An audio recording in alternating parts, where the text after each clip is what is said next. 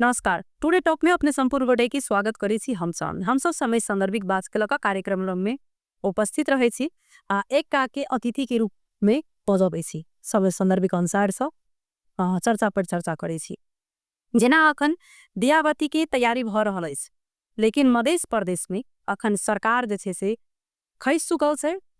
एठम एकदम जैसे से अखन राजनीतिक अवस्था उतल होतल छे। ओना कही तो जेनजी आंदोलन के समय से पूर्ण रूप में नेपाल में एक कही तो नया बदलाव जे छे से आबि चुकल छे, लेकिन ओई दिन से कही तो देश के अवस्था अखन पूर्ण रूपेण से ठीक नहीं भेल छे। नया सरकार बन चुकल छे, लेकिन कतौ जाका आब संतुष्ट आदमी ओहो ठाम से नहीं छे। राजनीतिक व्यक्ति सब किस दिन साइलेंट भ चुकल छले, लेकिन आप फिर से विभिन्न ठाम में जे छे से अब अपना एक्टिविटीज जे छे से कर रहल छथिन, आबि गेल छथिन एक्टिविटीज में एकदम अपन अपन पार्टी के जैसे फिर से झंडा उठा कर आगा आबि रहल छथिन नेतृत्व के लिए। तहिना अखन मध्य प्रदेश में अगर बातचीत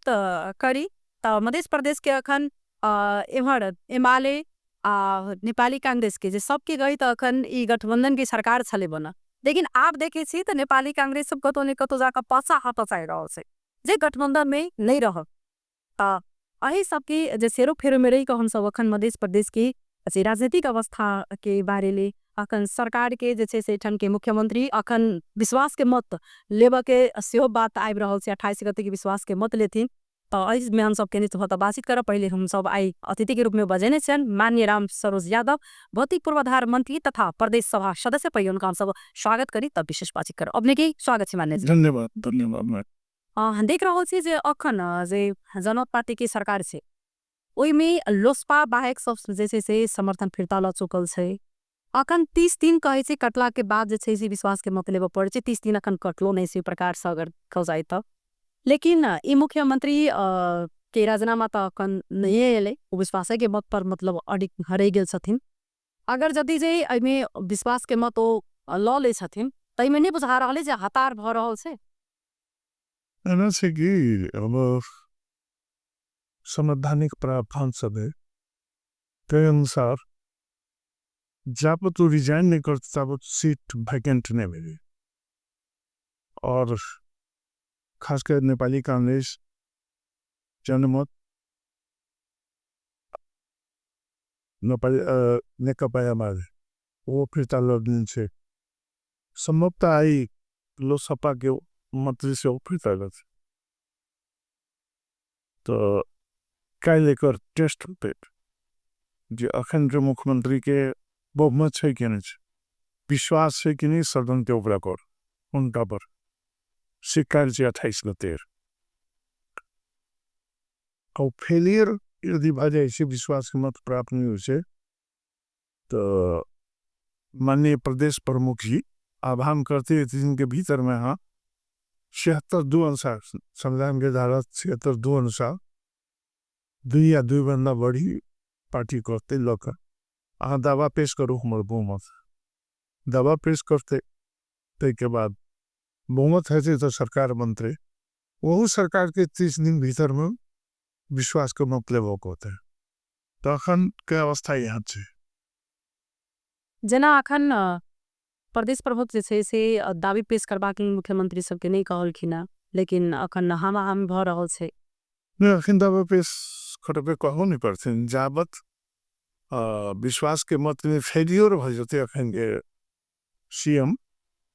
माननीय सतीश जी तखने आगे आह्वान करते सब पार्टी के 2 या 2 से बेसी पार्टी मिला के बहुमत लगाओ तो मुख्यमंत्री नियुक्त करते के बाद 30 दिन के भीतर में कहते विश्वास के मत अब जे सरकार से मुख्यमंत्री बनते ये मंत्री बनते उनको सबके चाहे वही सरकार के 30 दिन के भीतर में विश्वास के मत लेबो होते फिर ए अवस्था में से। लेकिन फिर से चर्चा में तार गेल छले नेपाली कांग्रेस के सरकार बन रहल छे मध्य प्रदेश में अपने के पार्टी के आदमी के सेहो तो आ गेल छले चर्चा में केन चर्चा लिखित दर्गी से पीछे जी कथि अछि जना जे वो दिन नहीं लिखित आगे विधान अनुसार ने आज दावा पेश करबे प्रदेश प्रमुख जी हमारा मुख्यमंत्री बना दिए पहले एकदम मुख्यमंत्री पहले का मुख्यमंत्री हटते तब ना बनबे नहीं वैकेंट होते तब बनबे तो उ जे पहले 3टा दल लिख के देने से वैधानिक नहीं से, ते द्वारा ओकरा महत्व नहीं से। जी। हाँ। मान लीजिए जेना कि अपने के एकदम ओइ बीच में किस दिन पहिने छले अपने बाजल से हो ओइ दिन विभिन्न न्यूज सब में से हो आयल छले अपने कहली जे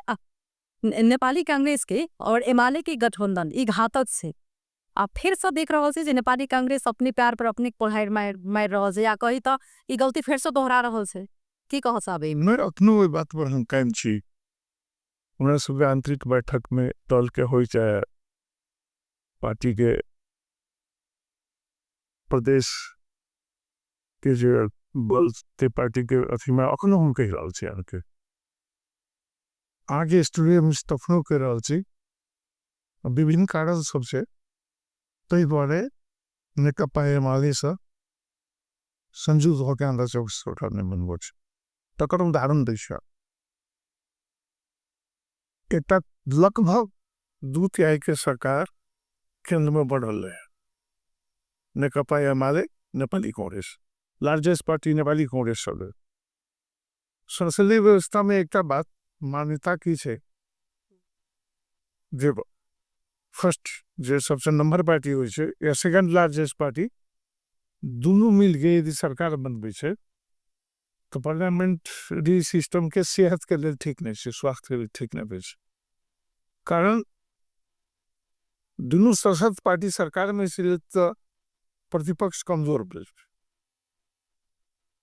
प्रतिपक्षी जखने कमजोर भेले तखने जनता के जे आवाज है जनता के आकांक्षा है या जनता संग के जे सरकार टूट जाए अहू बात से असहमत छी जे केंद्र में सरकार बनले तैसे हम वही बार में कतौ बाजल है बहुत जगह बाजल छी जे सशक्त कह के मतलब प्रतिपक्ष रह जाए सरकार ढीले करके सरकार जनता के विपक्ष में कोनो काम कर रहा है कदम उठा रहा है तो लगाम लगब के काम से प्रतिपक्ष के तो जते सशक्त प्रतिपक्ष रहते ओते सरकार के की कहे जनता के जे मान छे जनता के जे सरकार छे जनता प्रति के जवाब देता है ते में सरकार के की कहे वो कोड़ा कहे छे हुत माने पोड़ा लागे कि सरकार करते तो एक डायरेक्शन में चल तो वो भेली से एक बात भेली नेपाली कांग्रेस आगे हमरा विचार से जे कम्युनिस्ट के झांसा में पड़ गए तकर उदाहरण अब हमको 7 मुझे सहमति भेलने दोनों पार्टी में फिर एक और के छोड़ दिए एक तरह संविधान संशोधन के प्रस्ताव है की हो के हर एक संविधान के 10 वर्ष में पुनरावलोकन हो तो हमें सब खुशी लागल है ठीक है सरकार दूटा बदल कम से कम संविधान तो संशोधन है थे से नहीं भा सकते आई संविधान संशोधन रहते आई जे आक्रोश मिले है संविधान संशोधन का 10 वर्ष में हम सब कौन कौन काज के लिए इम्प्लीमेंटेशन में कार्यान्वयन में कत संविधान के दफा उपदफा सब बाधा उत्पन्न कर रहा है या सहयोग नहीं बढ़ रहा है तकरा आगे संशोधन कब संशोधन करने रहे थे तो हम लोग आई जे आई के भूमि जगह चले भीतरे भीतरे जनता के आक्रोश नेपाली का आक्रोश से बर्स्ट आउट होते फूट के नहीं थे तो हमरा कहल जे तो उठम गलती उठम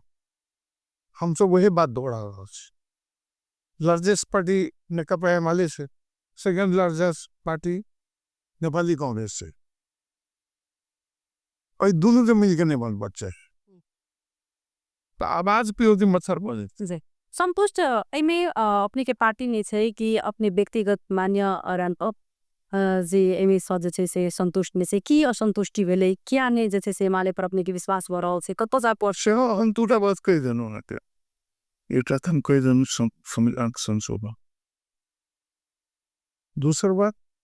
हमें कॉलेज में करीब 10 वर्ष रहल छे एज ए स्टूडेंट लीडर तो हमरा संगे पहियो साकार होइ छलै साकार त नहीं चले मीटिंग में बैसे चलिए तो कम्युनिस्ट के टेम्परामेंटे अलग हो ये सब संघीयता के सपोर्टर नहीं हो संघीयता के सपोर्टर हाँ सुने अभी जो एक बार केपरी जी कहलखिन जे संघीय गणतंत्र आना ही अब बैलगाड़ी पर चढ़ के अमेरिका जाना है तो उसे खासकर अब तो परिमार्जन भ गए पहले के कम्युनिस्ट सबके अब वहाँ नहीं जाए हम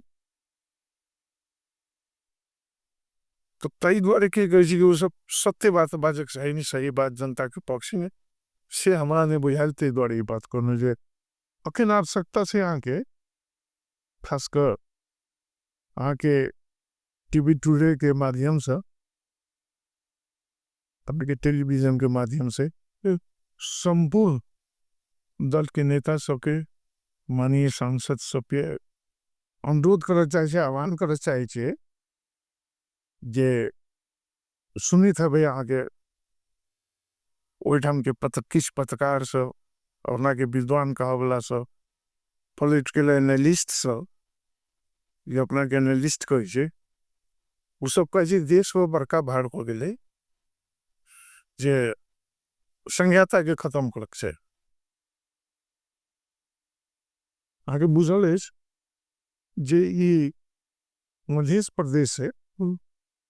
संघीयता के जननी संघीय प्रणाली अहिठाम के आंदोलन से जेमे हम सब स्वयं सहभागी रही हम नेपाली कांग्रेस प्रजातंत्र के सभापति रही विभिन्न जुलूस निकल लिए रेडियो में कहली संपूर्ण साथी सब नेपाल कांग्रेस प्रजातंत्र के साथी सब मधेश आंदोलन में लग तो कतौ ने कतौ केंद्रीकृत मानसिकता जे काठमांडू काम कर रहा जे संघीयता विरोधी है हम के विभिन्न पार्टी सबसे पहलों से बहुत पार्टी में हम लोग से बहुत कम लोग जैसे संघीयता के सपोर्टर से तब इतने खतरा संघीयता पर भर रहा अखन की करबाक चाहिए हम के विभिन्न पार्टी के जे संसद में बजे छे नहीं संघीयता पर खतरा चाहिए एकजुट होबक चाहिए हमरा सबके एकदम सहमति साकार में आगू बढ़क चाहिए जब कही रहा छे यहाँ सब यदि वास्तव में खास के मधेसी दल के वो कहे हम ही सब लाई छी मधेश के आंदोलन हम ही सब करने छी में आम मधेसी जनता रहे जब अहाँ गर्व करे छी जे हमरे से गुलाल संघीयता है तो आगू बढ़ और सर्वदलीय सरकार बनम एहि दुआरे कहे छी सर्वदलीय सरकार बनाबे के एक सशक्त आवाज ओठाम से केंद्र में जाते जे व्यक्ति सब कहे छी संघीयता खत्म करक चाहिए हम यही सब मुंह पर छापर जेना जे अखन ई बीच में कनिक विशेष सबले चर्चा में जे आल छलिए जे हम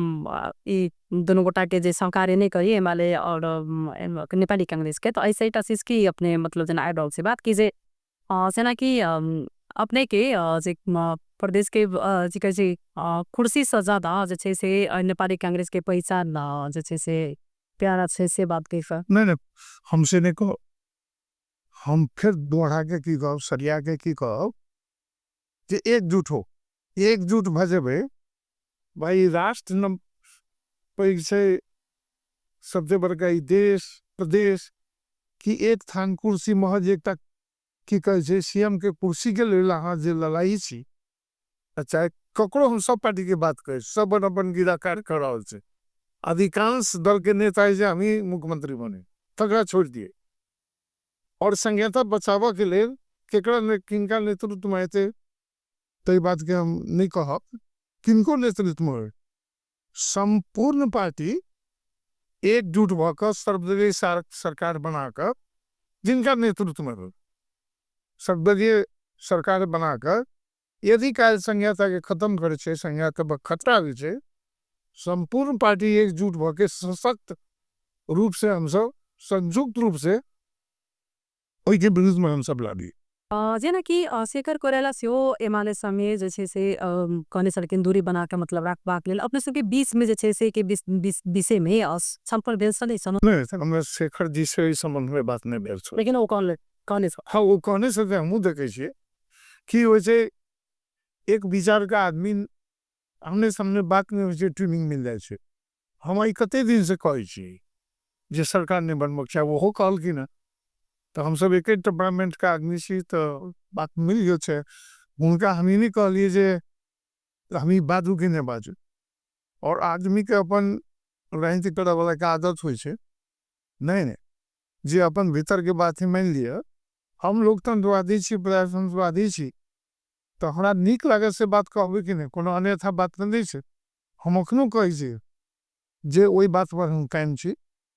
मान लीजिए एकजुट सब पार्टी भ के सर्वदलीय सरकार बना लेते तो मान लीजिए बात कौन भ जाते के बनते नहीं बनते मुख्यमंत्री केना लागल अपने के जे एमाले स जे छै से नेपाली कांग्रेस जखन जे ई पार्टी से अपने के जे सरकार अगर बनते तो इस जे नेपाली कांग्रेस कमजोर हो जेते की बुझा नहीं ना कमजोर में नेपाली कांग्रेस क्या कमजोर होती मतलब जेना उनका संगे नहीं कर के जे बात कराए रहल छै बात वैसा कमजोर हेते के नाम सारा ये कोनो लालच ना लगती दूटा बात पहले आगे कह चुकूं लालचा के बात नहीं छै क्यों नहीं कमजोर होती अपन अपन आगे सबके काम नहीं करू ई तोड़ में समाधान छै। हमरा एथिक्स के बात के लिए तो आगे की कहे छै जे चीज में ओके होइ छै जे कमिटमेंट करे छै त विरुद्ध नहीं जाय छै से बात हम फिर दोहराबै छी केन ये बात कहबे करू जेना उनका विश्वास के मत लेबा के बाकी है एठन के मुख्यमंत्री के अखन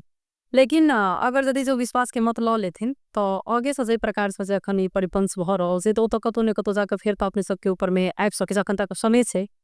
अगर विश्वास के मत लेबा दे अखन का समय छै जे तरीका से चर्चा पर चर्चा भ रहल छै भ सके जे कहूँ विश्वास के मत आंतरिक एक रत्ती में सरकार बन जाए छै एक रत्ती में ढेल जाए छै। हो तो जैसे तो मुख्यमंत्री रहती जे पार्टी उनका सहयोग करते मिलाकर सरकार बनाते चाहे माननीय कृष्ण प्रसाद यादव हमारे सब दल के नेता मान लिया उनके बहुमत हुए से तो जो पार्टी सब सपोर्ट करने मिलकर आगे सरकार बनाते लेकिन अखिल के अवस्था में जो राष्ट्र आगे की कची देश इतना आगे कठिन अवस्था में से एक मतलब नहीं है जो काठमांडू में कठिन अवस्था में लोग का प्रभाव एटन नहीं करते देशे में जब कठिन अवस्था बढ़ जाते कल देश ब्लैक होल में चल जाते हम सब कार्यकर्ता से देखे एनालिस्ट सबके विश्लेषण करे वाला सबके तो हमारा बुझाइए जे भविष्य में औजे नंबर खतरा आबि सकै छै तो मात्र आगे प्रभाव पड़ते काठमांडू में के ओकर प्रभाव वो पड़ते तै दुआरे सीएम के पद त्याग कर लोभ हटा कर सब एकजुट हो सब फेर आग्रह करे संपूर्ण अखन तक समर्थन फिरता नहीं लेबा कारण की हो सकते छै वो बात ओकरे पूछे पड़ा नहीं गबन अपने के जानकारी है किसने के तो सब गोटा ओइठाम से समर्थन फिरता आए हमरा लोसपा भेजे लोसपा के साथी सबसे बात पहले वो 10 का ये फिरता लो लेते अपने श्योर था अब श्योर हमरा बात बोलते सूत्र अनुसार का सूत्र हम 100% श्योर तो नहीं कह नेपाली कांग्रेस के कहे सरकार अखन पूर्ण रूप से बहुत ज्यादा चर्चे में है जे मध्य प्रदेश में नेपाली कांग्रेस के सरकार आबि रहल छै लेकिन फिर इहो बात उठ रहल छै कि सरकार दोहराक नहीं चाहिए एमे सरकार कहे नेपाली कांग्रेस के परिषद दोहरेबो के नहीं चाहिए नेपाली कांग्रेस का काम करियो बोलने नहीं छै अखन गठबंधन में तो अपने के हाँ 3 टा 10 हाँ तो वो तो अपने के फिर से दोहरा रहल छै नहीं में दो फिर अन्य पार्टी के फिर चर्चा किया में नेतृत्व दोसर दौड़ रहल देवा वाला छै दौड़ रहल छै देवा वाला छै अब देख लियो काल आते के बाद में की कहे छै प्रदेश फंड को आह्वान करते के बाद में स्थिति आके क्लियर होती हम फिर एक दफा बात कहो अपना सबके गांव घर में मैथिली में लोग कहे छै घर जरा गुड़ बुताबी इस संदर्भ में कहिए न तो पूरे देश में आगे एकदम कठिन अवस्था से आप पाइन दे कि कहे मध्य प्रदेश में पाइन दे वो तो पाइन देवे जल देवे तब ना आगे की कहे घर बात तब ना गुड़ बुताए ते द्वारे हमारी पिछाड़े से सब एकजुट हुए जेना कि ई जेनजी आंदोलन एकटा बहुत बड़का जे छै से बदलाव भी के कैसे हरेक किस्मे जकर जे पहिले का कोनो चीज अबै छै तो एकटा नया मोड़ लै छै, नया परिवर्तन लै छै। तेना जेनजी आंदोलन हरेक किस्म नमूना के आंदोलन परिवर्तने लबै छै। लेकिन एहिसँ पहिने मधेश आंदोलन भेल छलै दू बेर, तकर बाद एहि बेर जे जेनजी आंदोलन जे 27 घंटा में पूरे सत्ता जे छै से प्लेट कराई लेलकै। लेकिन सब नेता सब ओहि समय में पूर्ण रूप से छले साइलेंट भ चुकल। फिर धीरे धीरे देख रहल छी जे अब अपना हक अधिकार के फिर से लड़ाई के लिए फिर से झंडा उठा के फिर से आबि रहल छथिन। नहीं एना छै कि फिर आगे जोड़ब हम दूटा पार्टी के लगभग तिहाई बहुमत के सरकार छल, डिलीवरी ठीक से नहीं द सकले। ई पक्का बात छै। ओहिमे हमर सरकार रहे ककरो सरकार रहे सर्विस डिलीवरी नहीं द सकले। जनता के जे आके आवश्यकता छले आकांक्षा छले तकरा पूरा नहीं कर सकले। बहुत एहन काज भेलै जे आके जनपक्षीय नहीं भेल। और ई आक्रोश भीतरे भीतरे आगे भूमर के एक जगह भीतर बाहर से देखे में नहीं अले। भूमर के एक जगह भीतर आगे सुलेख रहन छले कि हो छै कि ओले एकटा मौका भेटी छै तो पूरे आगे की कहे छै आक्रोश या आग निकल जाए छै। तो बीच में एक आगे संचार माध्यम सब बंद कर देलके, यूट्यूब वगैरह फेसबुक है ना, सामाजिक संजाल वही पर जेनजी आके सरकारें बदल दे पूरा 2-3 मान दे वही मांग से भाजी लाग के उन्हें अखनो दर बहुत जैसे जेनजी की बात के कह रहे डेमोक्रेसी चाहिए कि नहीं चाहिए थे इसमें, पार्लियामेंट्री सिस्टम चाहिए, बहुदलीय व्यवस्था चाहिए कि नहीं, बहुल बात चाहिए कि चाहे करी। अब संविधान संशोधन कर लिए तो भेल लेते थे बात नहीं होते। अखन कोई जे सरकार बनवा के प्रत्यक्ष निर्वाचित हम कहेंगे वैसे असहमत छी। 5 वर्ष को सरकार नहीं चली एक ड्रॉबैक तो सही मान लिया कल प्रत्यक्ष सरकारी बनते केंद्र के देश के कई तरह से नहीं हो सके हई सिस्टम और जगह हमारा भी ये फ्रांस में से यदि ठीक सी तो कई जा सके क्या नहीं करते मांगे जनता के अनुभूति विकास के नहीं जा सकते, उनकर समस्या के समाधान कर अनुमति नहीं जा सकते तब आगे राष्ट्रपति या प्रधानमंत्री एना के कह के मतलब संतुलन करके दोनों के अधिकार बाट घाट कह जे संतुलन कायम कह के प्रत्यक्ष सरकारी प्रमुख बना सके ने। मान लीजिए जना कि पार्टी करे का अपने सबके बहुत ज्यादा विश्वास रहे से पार्टी करते हुए आदमी अपना परिवार जगह कार्यकर्ता के माने से। लेकिन ई जेनजी आंदोलन में देखल गेले जे ई जेनजी के पुस्ता के संगे संगे और में जे छले से वाई पुस्ता सब से सहभागी सब छलखिन। लेकिन जही ठाम जे अपना नेता के घर जराव में साक्षात सहभागी सब यदि मतलब ओइठाम सहभागी छले तब केना के फिर से अहाँ सब पार्टी को विश्वास करे छी कि फिर पार्टी नेता के चलाव आप जना कि आज जेनजी आंदोलन जे भेल छले वो नया पुस्ता के आंदोलन छले। लेकिन नया पुस्ता के आंदोलन में तो में अहाँ के विभिन्न पार्टी के कार्यकर्ता सब से सहभागी छले। एमे इहो बात आबि रहल छै कि एक दोसर के जे कार्य अपन रिश्वी सब के अपना अपना अपना मतलब मंत्री सब अपना नेता को तो फिर सब केना के विश्वास करे छी जे फिर पार्टी ठार भ जेते, पार्टी में फिर कार्यकर्ता सब वही प्रकार से जैसे से पार्टी केना कर बिना पार्टी से चले न सके देश। आगे घर में कैसा बल बचा है नहीं दुटा जेठ पते 15 वर्ष के 15 वर्ष के तो हर घर में जेनजी है ना, हम लोग घर में से सबके घर में से जेनजी कोनो एक पार्टी से बात नहीं से उमेर समझ से। लेकिन ओय में त ई साध हम ई बात तो अपने प्रश्न पैर दे छी कि जेनजी के आंदोलन में जे प्रश्नलो रिश्वी साधा वाला जे अपना मैंने वो वाई कर रहा छी जी जेनजी से बाहर टॉम देख ले निकल जी एकदम ब्लैक की कहे कट जका ब्लैक ड्रेस में अथी लगा कर मास्क लगा कर हाथ देखने में पिस्तौल लोग के खुशा वाला तो जेनजी के जे आंदोलन से जे मानसिक तक हाईजैक कर ले और हम तो सीधे कब अपराधी समूह सबसे हो में की कहे पैस गए। फिर सबसे आश्चर्य के बात है, आश्चर्य के बात है एक समय में पूरे देश में नेता के घर, सरकार के कार्यपालिका या न्यायपालिका जितने तीनों उनसे सब पर एक के बना के पढ़ा हो। एक सीधा अर्थ की है जे वही दिन के प्लानिंग मात्र नहीं चले, ये प्लानिंग 2-3 वर्ष कोई जैसे हुई चले। डीप स्टेट जनता हो गई पत्रकार चीज हम डीप स्टेट की बात कर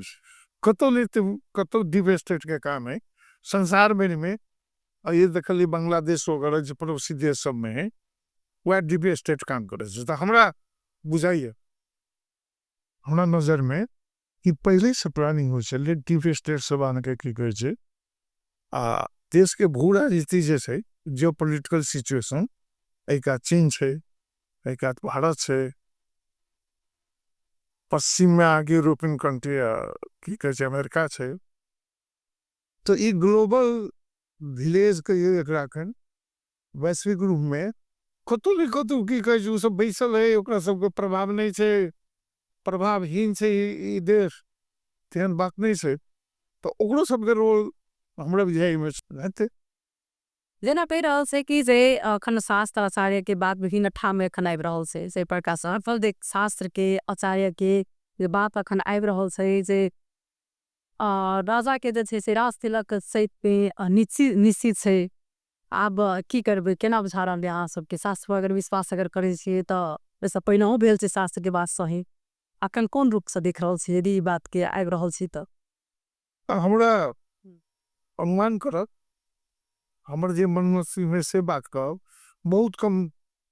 सीमित संभावना है राजा क्या हो के अपना मन बुझावल होते रह नहीं मन के बुझावल ले त जे तरीका से एकटा परिवर्तन जेनजी पुस्ता के आंदोलन के परिवर्तन एकटा देख रहल छी अखन से समग्र में जे सेकटा राजा से बढ़िया एकटा राजा पालना ठीक नहीं एक आदमी निरंकुश हो जाते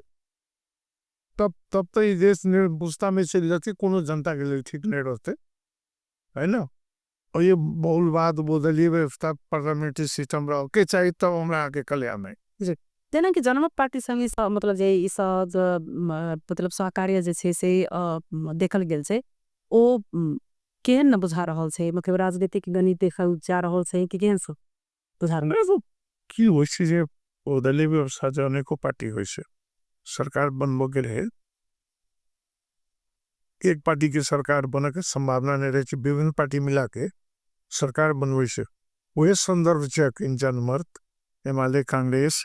इसे मिलकर सरकार बनाने के प्रयास करो कुछ चाहिए। माने जी जना कि एकटा नेपाली कांग्रेस सबसे पैघ दल छै अखनो अहाँ सबके अगर पैघ दल मानल जेते पैठाम हम सेकंड लार्जेस्ट ओके। लेकिन जै प्रकार अखन देखल जाए जे दूसरे के भर में अखन सरकार फिर बन रहल छै सहकार्य भ रहल छै अपन जैसे से रास्ता मतलब अपन आगा बढ़ा के जैसे से अलग प्रयास करते कि सब भी नहीं ना सहकार्य कर नहीं ये तो मजबूरी है जे एकटा पार्टी के अखन के जे निर्वाचन प्रणाली से ने यदि ओकरा ठीक से अध्ययन करबे तो कोनो इलेक्शन में निर्वाचन के बाद एकटा पार्टी के सरकार बने के अवस्था नहीं है,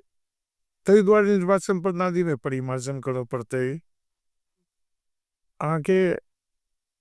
यह निर्वाचन प्रणाली से में आगे एक माननीय प्रदेश सभा सदस्य के करोड़ों में खर्च करे तो फर्ज करती तो भ्रष्टाचार बढ़ते। हमारे व्यक्तिगत बात एज ए पॉलिटिकल वर्कर संपूर्णतः समानुपातिक आगे निर्वाचन प्रणाली हो जाए ऐसे हमारा पार्टी में वही बात से सहमत हो, लेकिन हम अभी समानुपातिक प्रणाली तो पार्टी लड़ते नहीं जे डायरेक्ट लड़ते तो नहीं लड़ते तो पाई करेगा कौन खर्च है। हाँ तैना मान्य जी अगर नेपाली कांग्रेस के एमाले संगे अगर सरकार बनले तो ओई में दल भीतर में पहिल आवाज उठावला अपने बनबे की केना है ना तो परिचित अपनो अपने कही रहल छी, लेकिन अगर भइले त बैनिकल त अब एटा की है जे पार्टी के अपन विधि विधान होइ छै, नहीं नियमावली होइ छै, ओई के भीतर में हमहू बाउंड छी, हमें कभी हमर व्यक्तिगत विचारी है, वैसे बाहर तो नहीं जबै, लेकिन आप सबके सोचे पड़ते जे तेमाली जरे सरकार बनना ठीक छै कि बेठीक छै, बनाए ठीको वाला मत के होते तब में हम नहीं बनाने वाला मत में छी, कैन जाके अब संसदीय व्यवस्था में छी, एकटा दल में छी, दल के अहिन नियमावली होइ छै है ने, तब के कोई पे बड़ा लगी छै, अब से सब मैत्री जाही प्रतिनिधित्व मत के बस अझै ना असले एकटा आम जनता में जनमानस में बहुत ज्यादा एक उनका सबके जैसे से मन विचलित हो रहल छै जे एतेक प्रकार अखन जे खनी क्षति भेल छै जे नेपाली कांग्रेस के होय अथवा एमालेकै विभिन्न पार्टी के विभिन्न पार्टी की बात करी त जे पार्टी कार्यालय से लक घर तक जे छै से क्षति उनका सबके भ चुकल छै, त ओइमे जे ई सब चुप नहीं बैसथिन, अखन छठ छै, दीपावली से ओइ के लखा जे छै से पार्टी के आदमी सब अखन चुपचाप बैसल छथिन, की करथिन जे अखन साइलेंट मतलब कि अखन शांत छथिन कि ई सब आंदोलन करथिन की करथिन कि फिर से मतलब नेतृत्व करथिन नहीं करथिन का अन्योलो में अखन पड़ल छै, की कह चाहबे में हम सब आंदोलन तक क्या करो, आंदोलन अब आंदोलन सरकार के पुरुष कत जाय छै ना, डिस्कोर्स के देख के तो हम सब कल भैर के आंदोलन के संज्ञाता आगे खत्म कर चाहते नहीं, हम सब चुप बैस से बात नहीं छै, अखन तो शांत भक अखन के हम चाहे जे चुनाव छै आगे भागने के छै नहीं, जे इसका ते हाँ वो एकदम चुनाव संपन्न हो जाए, फिर आगे की कहे छै जे प्रतिनिधि चुन पाते वो सब आगे पार्लियामेंट में फिर काज करे, ठीक है आगे मुद्दा जनता के सामने रखने चाहिए, जनजी हो या कोनो समूह के भाई युवा सब भाई कहलो द फिर से क्या रहल छै नहीं चुनाव में भाग लिया डेमोक्रेटिक में आओ, जब वहाँ जनता के अथी उठने से आगे विश्वास है, कहाँ चुनाव ले इसलिए होना कहे छै आदमी सब जे मतलब पार्टी मतलब लोग नहीं पार्टी संगठन से नहीं आबा करे आदमी लोग सचेत हो गेल छै, आब जे छै से आप कोनो पार्टी सार्टी में आदमी नहीं लगते एकटा डर भ गेल छै, केना लोग फिर से ठाड़े लोग की कहे छै ने हमरा बुझल है, हां ई दूटा तीनटा एहन पार्टी छै, कबलो पार्टी बनाओ टाइम लगते, जनता ये बुझे मिलना पार्टी के स्वतंत्र जीत के पार्लियामेंट पे की कर सके है, और दोनों तीनों पार्टी के खास के नेपाली कांग्रेस मान के तो गाम गाम टोल टोल में संगठन से किसी युवा सब बहुत सके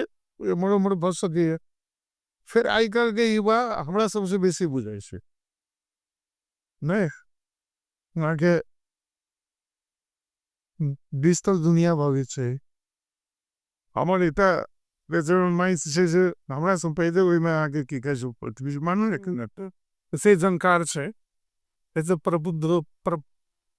भगे छै जानकारी, तो हमरा नहीं बुझाइए जे ये बात सब ये बात करने बुझित रहते नहीं, तो बिना पार्टी के जीत के सी करते, पार्टी रहते बहुदलीय व्यवस्था रहते पार्टी में रहते तो युवा सब यो बुझते भाई ठीक से दूसरा आगे की कहे छै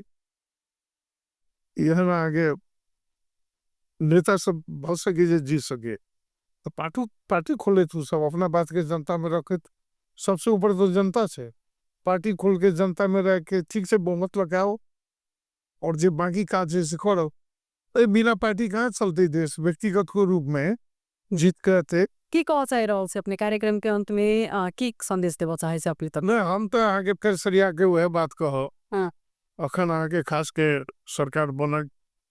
सरकार हटा बन के क्रम में से मधेश प्रदेश में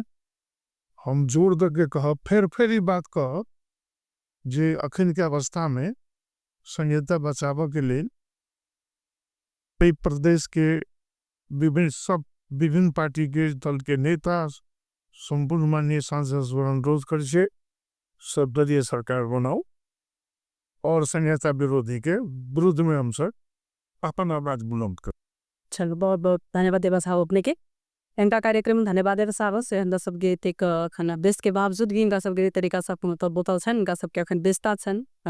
बिना समय में सब मीटिंग बेसी सथिन पाछी त करे लेकिन समय में आइक उन्हा तो बंद बात डाइक दिले कि ना अब देखो देश कौन तरफ अखन घूमे से केना मोड़ ले छे विशेष कर अखन मध्य प्रदेश में जे अखन सरकार के चर्चा पर चर्चा चल रहा से अब देखो के एमे जे फिर से नया सरकार अबै छथिन अखन के लिए से कार्यक्रम में उनका हम धन्यवाद हम विदाई नमस्कार।